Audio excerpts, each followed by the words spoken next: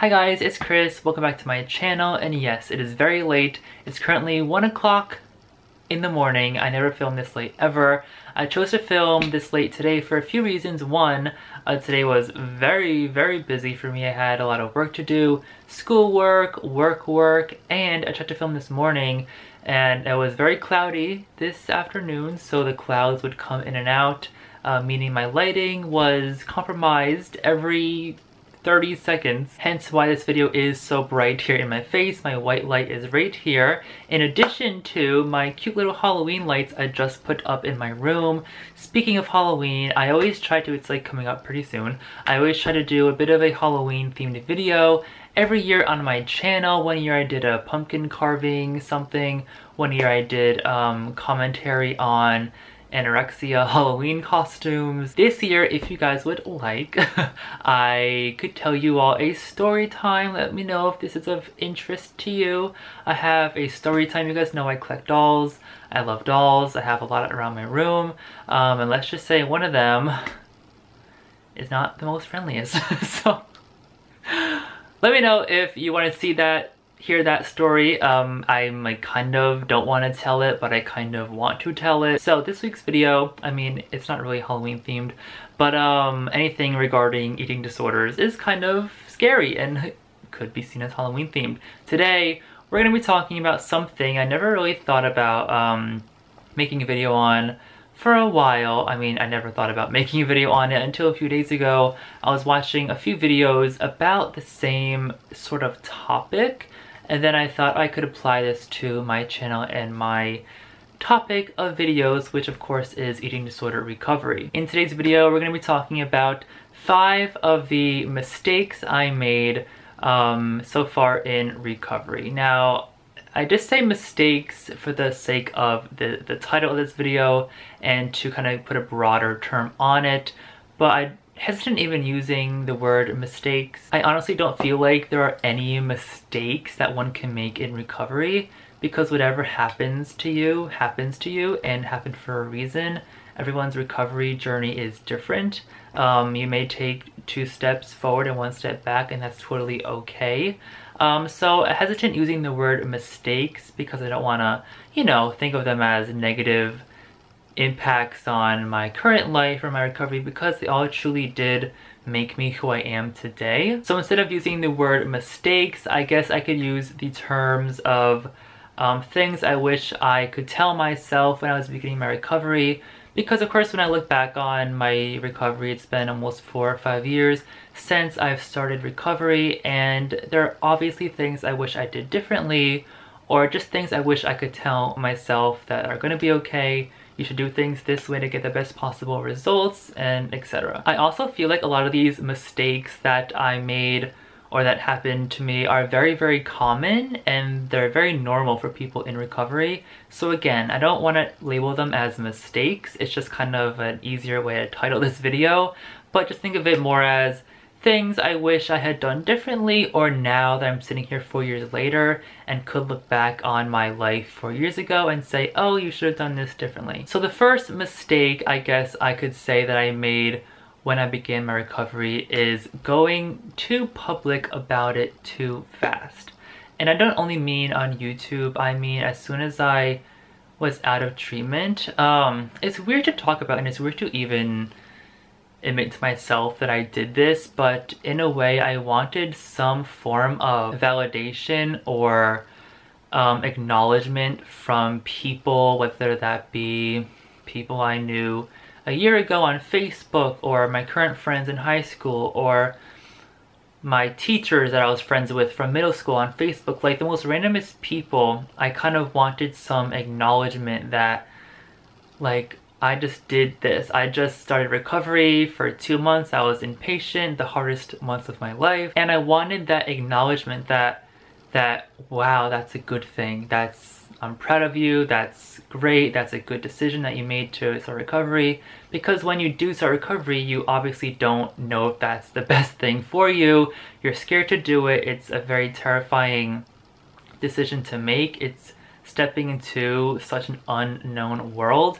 And when you do begin it, you definitely want that validation that this is a good and correct thing to be doing. Once I was discharged from the hospital, oh god, I probably posted a good amount of Instagram posts, Facebook posts, those stupid before and after pictures that I'm so against now.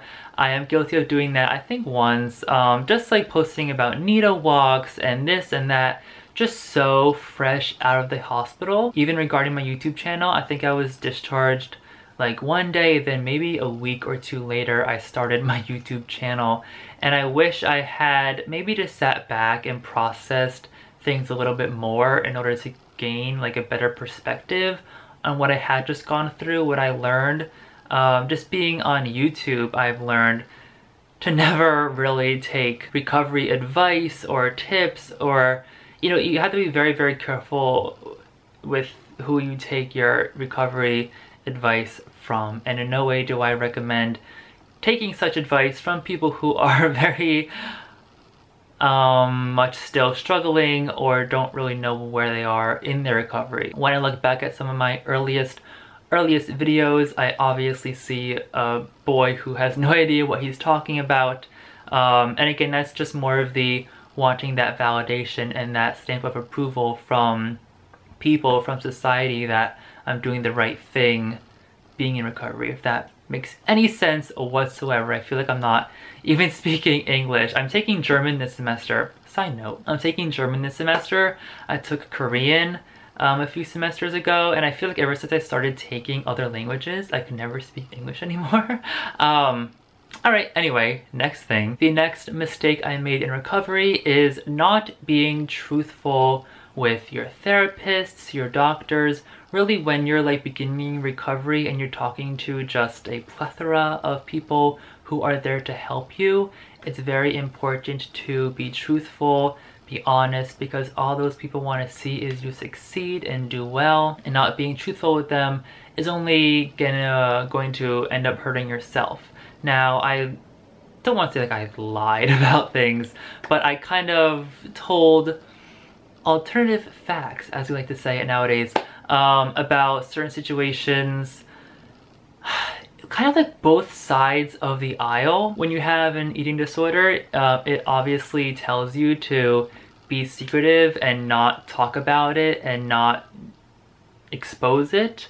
Therefore, it can still thrive and continue using behaviors, if that makes sense. So in one way, my disorder would tell me, don't tell your therapist that you do this, because that's still our little secret. Don't tell your doctor that, I just hiccuped, don't tell your doctor this or this that you did, so it could still be your secret, and therefore they can't help you with that. That was the side of my disorder that didn't want me to get help.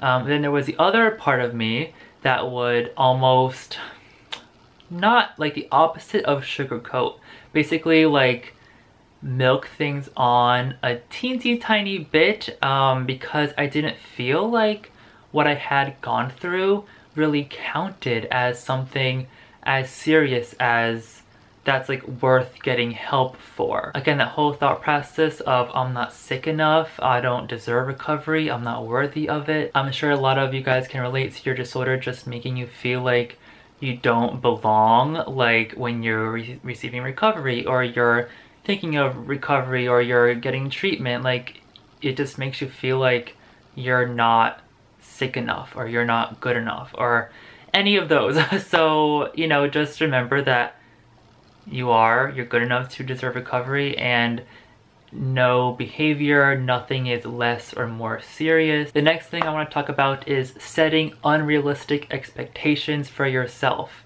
And I feel like this can be applied to a lot of things in life, even just like today. I had a lot of work to do, schoolwork to catch up on. I have a bad habit of skipping a lot of classes. And let's say I had a German test, and this essay, and this and this and this. And I woke up this morning telling myself I'm gonna get all of this done. So here I am at 1 o'clock in the morning, and maybe I got 80% of it done, which is still really, really good, but I feel crummy because I didn't get that one last paper in. It's really important to know what you are and are not capable of doing, and of course, setting realistic goals for yourself. In the hospital, we made like short-term, medium-term, long-term goals. And I feel like that's really important to remember. Recovery is not just like a one-day process. It's not just a pill you take and you're obviously like, oh, better now. It's a years long worth of process, and it's okay to go slow. The next mistake that I want to talk about is kind of having the idea or being under the impression that after I was inpatient, after I was discharged, that all of a sudden my recovery and the hard part was finished, that, you know, I was basically almost done with recovery. Yeah. No. Now, typically when somebody begins recovery, if you are eligible or if you are able to attend like any treatment center or program, it kind of goes in steps. Maybe you're inpatient first, outpatient, then partial outpatient, then IOP. There's a lot of steps you take, and when I was in inpatient treatment, that was always something very stressed to us. How recovery is a process, and you're gonna go from like the most intense care to half-day care to, you know, like the care you receive from doctors, from nurses is gonna slowly dwindle down.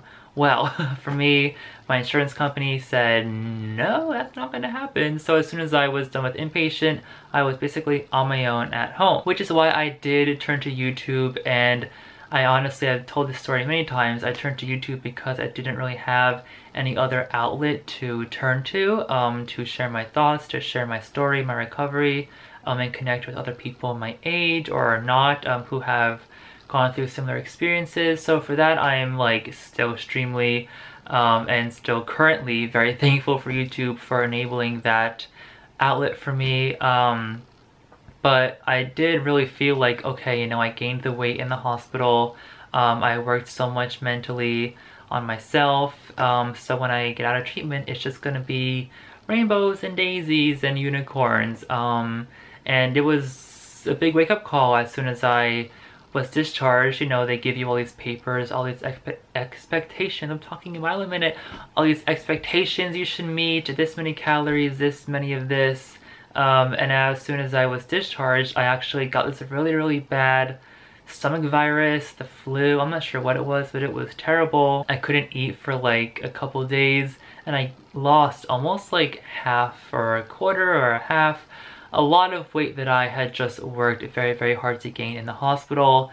And I've been gaining that weight back for 4 years now. So I think it's just important to remember that recovery is an ongoing thing.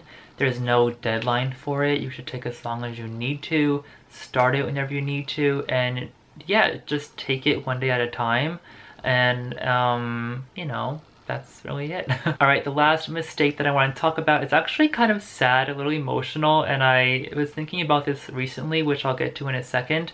But that is the fact that I really have not communicated with anybody who I was in the hospital.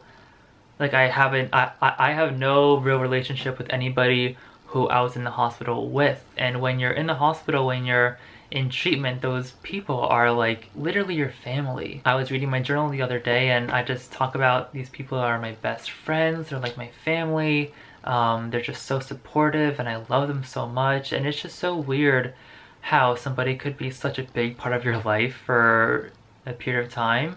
You literally like are alive and doing well because of these people and their constant support, and then like that you never talk to them again and nothing ever really happened. Like you just kind of go on with your lives. The other day at the mall, I actually saw one of my best friends from the hospital and it was weird. It was really weird. I was in the car afterwards, like that was the weirdest thing ever. Like all I wanted to do was run back in the mall and talk to her and hug her and catch up, but it was just very strange. If you're watching this, hi girl.